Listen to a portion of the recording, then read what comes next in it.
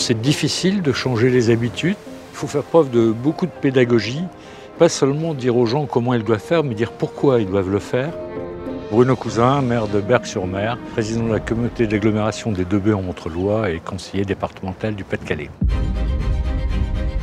La communauté d'agglomération des Deux Baies en Montreuil, c'est un territoire rural de 46 communes, mais qui a cette particularité d'avoir une façade littorale avec 6 communes qui sont des communes très touristiques et qui connaissent des fluctuations de population énormes.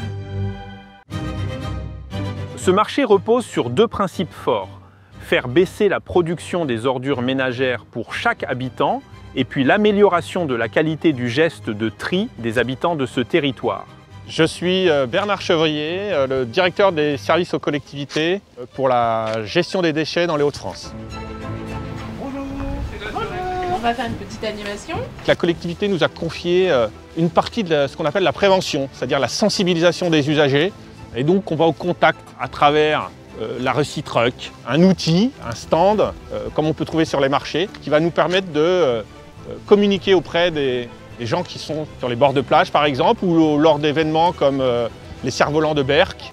À votre avis, combien de temps mettre ces déchets pour se décomposer? Donc on y croit, c'est un outil efficace. Les campings nous ont déjà sollicité pour faire un planning de la présence de la Recitruck cet été. Ce qui a été mis en place également avec nos partenaires, ce sont davantage d'ambassadeurs de tri pour éduquer justement les populations aux bons gestes concernant le tri sélectif, mais pas que, puisqu'il s'agit aussi maintenant des ordures ménagères.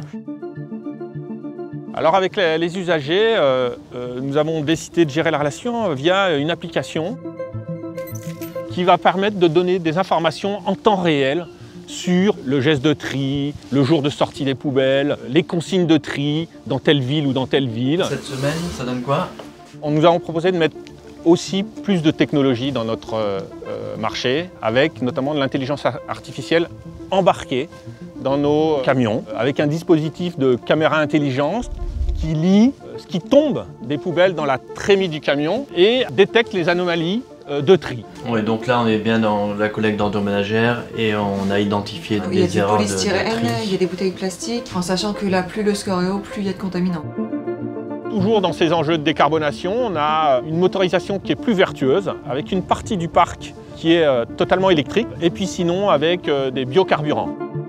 Aujourd'hui, où les mobilités douces sont en augmentation, d'envoyer des gros camions, des grosses bennes à ordures ménagères, c'est dangereux. On a proposé à la collectivité d'avoir un matériel adapté pour pouvoir éviter toutes les marches arrière, avec notamment des moyens de petite taille, des mini-bennes. On s'est engagé à réduire de 17% la production d'ordures ménagères à horizon 2031. Qui dit réduire la quantité d'ordures ménagères, c'est réduire pour la collectivité les coûts de traitement de ces ordures ménagères. Nous avons mis en place la distribution également de composteurs pour la biomasse, des composteurs individuels. Nous allons développer également les composteurs de groupe, j'allais dire, publics, qui vont être mis en place sur le territoire. Même si on est opérateur pour la collectivité, on doit être à l'initiative pour faire progresser, pour être dans une logique d'amélioration continue.